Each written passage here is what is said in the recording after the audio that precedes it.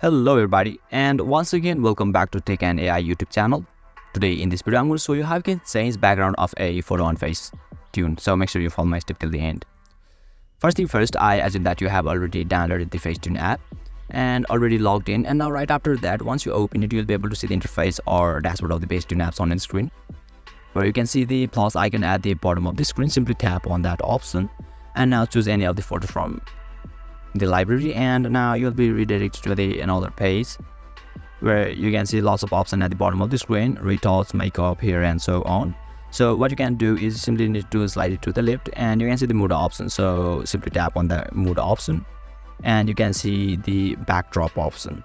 So select that one and now you'll be able to change your background from here successfully.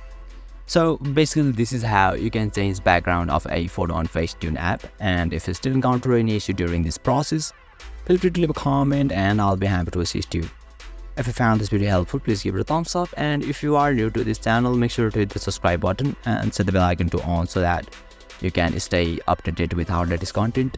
Thank you for watching and I'll see you next time.